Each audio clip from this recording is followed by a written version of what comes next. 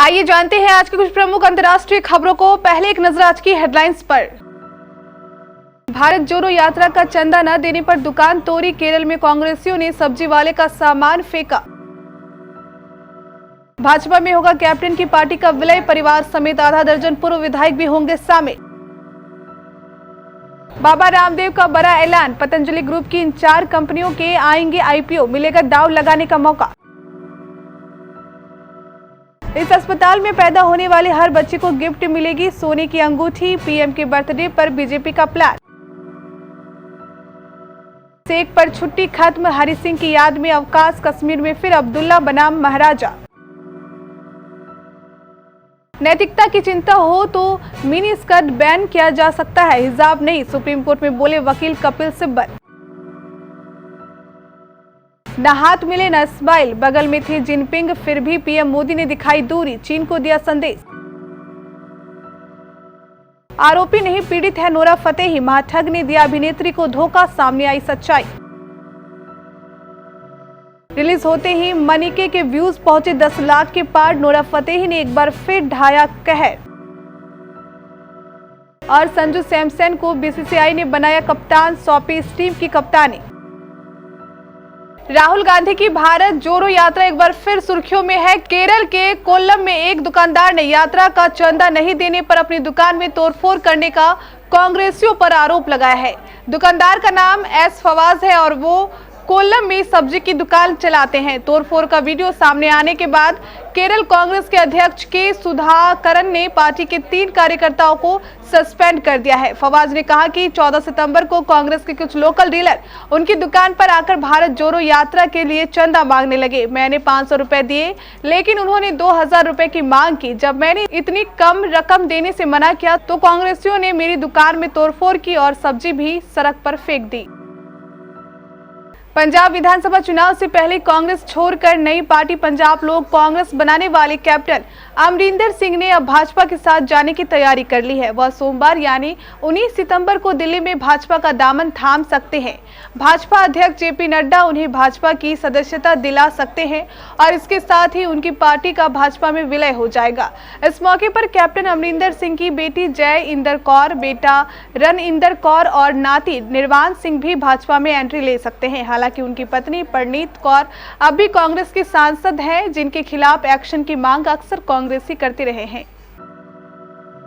योग गुरु बाबा रामदेव ने primary market में बड़ा धमाका कर दिया है। बाबा रामदेव ने पतंजलि ग्रुप की 4 कंपनियों के आईपीओ लाने का ऐलान किया है। पतंजलि आयुर्वेद, पतंजलि वेलनेस, पतंजलि मेडिसिन और पतंजलि लाइफस्टाइल कंपनी के आईपीओ आएंगे। ये सभी कंपनियां अगले 5 सालों में शेयर बाजार में लॉन्च कर दिए जाएंगे।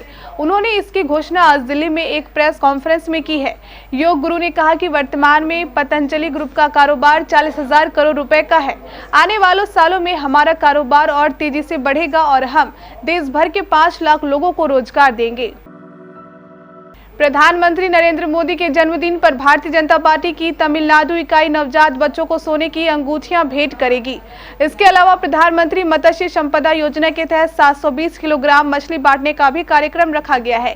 केंद्रीय मत्स्य पालन, पशुपालन, डेयरी और सूचना और प्रसारण राज्य मंत्री डॉक्टर एल मुरुगन ने यह जानकारी दी। डॉक्टर मुरुगन टीएन ने बताया कि बीजेपी ने चेन्नई के आरएसआरएम अस्पताल को चुना है, जहां 17 सितंबर को पैदा हुए सभी बच्चों को 2 ग्राम सोने की अंगूठी दी जाएगी। हर एक अंगूठी की कीमत 5,000 रुपए के आसपास हो सकती है। जम्मू कश्मीर की सरकार ने 23 सितंबर को महाराजा हरि सिंह की जयंती के मौके पर सार्वजनिक अवकाश का ऐलान किया है।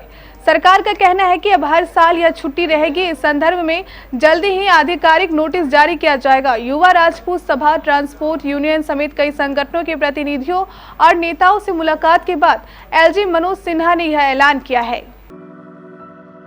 हिजाब विवाद में कर्नाटक हाईकोर्ट के फैसले के खिलाफ सुप्रीम कोर्ट में दायर याचिकाओं पर सुनवाई के दौरान गर्मागर्म बहस हो रही है। हाईकोर्ट के फैसले का विरोध कर रहे विभिन्न पक्षों के वकील तरह तरह की दलीलें देकर हिजाब पर प्रतिबंध के फैसले को गलत ठहराने में जुटे हैं। मामले में एक याचिकाकर्ता के वकील कपिल सिब्बल ने मुस्लिम छात्राओं के हिजाब पहनने का बचाव करते हुए कहा कि अगर उन्हें रोकना है तो मिनी स्कर्ट पहनने से रोका जा सकता है, न ही हिजाब से। सिब्बल ने कहा कि जहां तक शैक्षणिक संस्थानों के सुचारू संचालन अगर उनकी मर्यादा और नैतिकता का सवाल है तो हिजाब से इन भावनाओं को कोई ठेस नहीं पहुंचता है।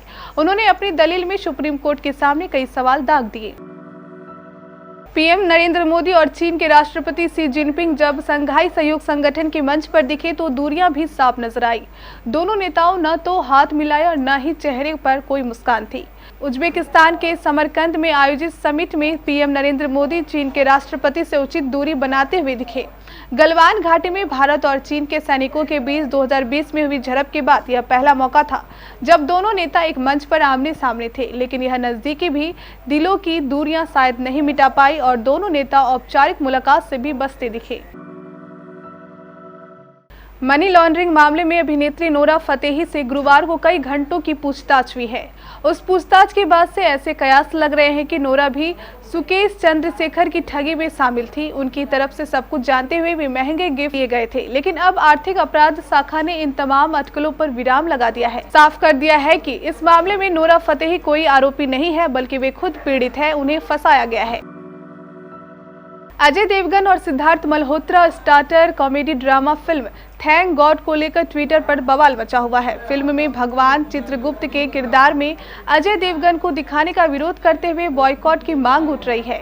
अब फिल्म का गाना मानिके रिलीज कर दिया गया है, जिसमें नोरा फतेही की परफॉर्मेंस को काफी पसंद किया जा रहा है। रिलीज होने के साथ ही गाना सोशल मीडिया पर छा गया है और 1 घंटे में ही 10 लाख से ज्यादा व्यूज भी मिल चुके हैं। संजू सैमसन को आगामी T20 वर्ल्ड कप 2022 के लिए भारतीय टीम में नहीं शामिल किया गया था। भारतीय क्रिकेट नियंत्रण बोर्ड के इस फैसले से काफी क्रिकेट फैंस नाखुश थे।